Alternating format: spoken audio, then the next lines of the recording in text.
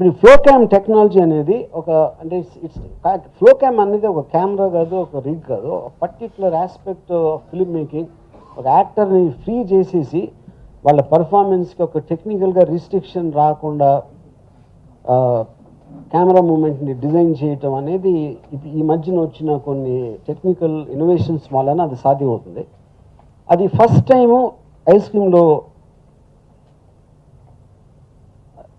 Almost నాకు ఇండియాలో definitely first time. నాకు తెలిసి వరల్డ్ సినిమాలో కూడా అలాంటి టెక్నాలజీ ఇంతవరకు వాడలేదు, అట్లీస్ట్ నేను చూసినంత వరకు.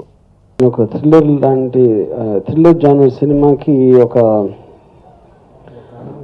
ఐస్ క్రీమ్ అనే కాంట్రాస్ట్ పేరు పెట్టడంతో ఆ సినిమా టోన్ మారుతుందని అలా పెట్టడం జరిగింది. ఈ మంచితనానికి ఎంతోమంది టెక్నీషియన్లు పనిచేశారు. ఒక కెమెరామెన్ అంజి కానీ, ఒక మ్యూజిక్ ప్రచోదన్ కానీ, అలాగే ఎడిటర్ బాబీ గారు కానీ, అలాగే పేరు పేరున ప్రతి టెక్నీషియన్ అందరికీ కృతజ్ఞతలు తెలియజేస్తాను. ఒక సినిమా సక్సెస్కి ఒక నిర్మాత అనుకుంటే సక్సెస్ అవ్వదని నమ్మేవాడు నేను. టీం వర్క్ టెక్నీషియన్లు అందరూ పనిచేసి డైరెక్టర్ గారికి సపోర్ట్ చేయడం బట్టే ఈ సినిమా ఇంత ఫాస్ట్గా ఇంత క్వాలిటీగా వచ్చింది.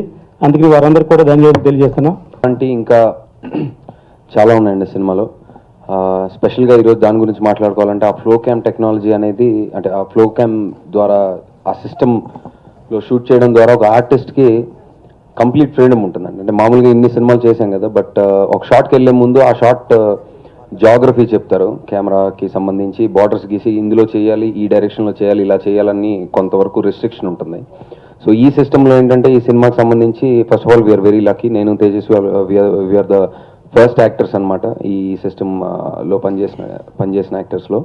So we been very lucky అని చెప్పాలి. అండ్ కంప్లీట్ ఫ్రీడమ్ ఉంది. అండ్ ఆల్సో ఇందాక మీరు చూస్తే ఆ షాట్లో మొత్తం ఇంట్లో ఎవరు లేరు. ఒక ఇంట్లో నిజంగా ఒక ఇద్దరు మనుషులుండి ఒక సంఘటన ఏదైనా జరిగితే వాళ్ళు ఎలా రియాక్ట్ అవుతారు అనేది సీన్ కానీ షార్ట్ కానీ అనుకుంటే, దానికి సంబంధించి యాక్టింగ్ అంటే డైరెక్ట్గా చేయడమే. అంటే మీరు చూస్తే అర్థమవుతుంది మీకు.